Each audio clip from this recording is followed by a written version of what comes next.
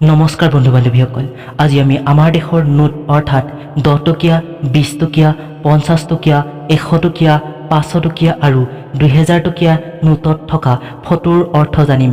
তো বলক আমি আলোচনা কৰোঁ। 10 টকীয়া নোটত আপুনি এইখন ফটো দেখিবলৈ পাব। এইটো কনাক চান টেম্পল হয়, যিটো কনাক উৰিষ্যাত স্থিত। এইটোক দেশৰ সকলোতকৈ গুৰুত্বপূৰ্ণ মন্দিৰ অৰ্থাৎ সকলোতকৈ গুৰুত্বপূৰ্ণ মন্দিৰৰ ভিতৰত এটা বুলি ধৰা হয়।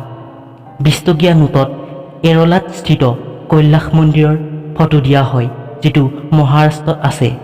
এই মন্দিৰটো বেলেগ মন্দিৰৰ দৰে শিলেৰে লগ কৰি বনোৱা নাছিল, কিন্তু এটাই মাত্ৰ শিল কাটি এই মন্দিৰটো বনোৱা হৈছিল।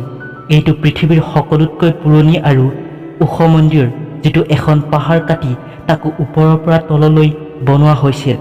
বৈজ্ঞানিকৰ মতে এই মন্দিৰটো আৰম্ভণিতে বগা ৰঙেৰে আৱৰা আছিল, যিটো দেখাত কৈলাশ পৰ্বতৰ দৰে আছিল।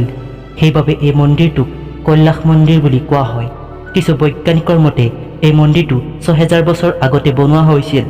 50 টকীয়া নোটত কৰ্ণাটকস্থিত ষ্ট'ন চেৰিয়টৰ ফটো দিয়া হয়। ষ্ট'ন চেৰিয়ট অৰ্থাৎ শিলৰ ৰথ, ইয়াক হাম্পি ৰথ মন্দিৰ বুলিও কোৱা হয়। এইটো আধুনিক কৰ্ণাটক ৰাজ্যৰ প্ৰাচীন ৰাজধানীৰ বিজয়নগৰৰ অংশ হয়। বিজয়নগৰ এক বিশাল সাম্ৰাজ্য আছিল। হাম্পি ৰথ মন্দিৰ ৰথৰ আকাৰত বনোৱা হয় বাবে এইটোক ৰথ মন্দিৰ বুলিও কোৱা হয়। 100 টকীয়া নোটত ৰাণী কি ভাৱ নামৰ এখন ঐতিহাসিক স্থানৰ ফটো দিয়া হয়, যিটো গুজৰাটত অৱস্থিত।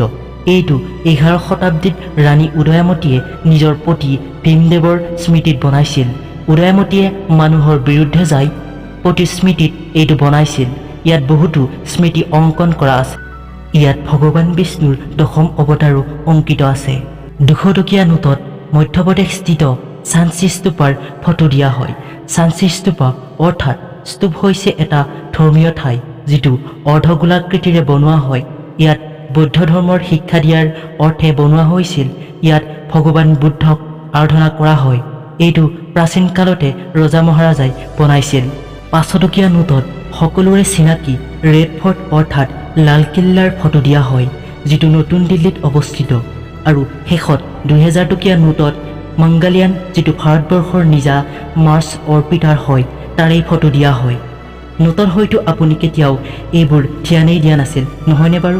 ভিডিঅ'টো আপোনালোকে শেষলৈ চোৱাৰ বাবে ধন্যবাদ জনালোঁ।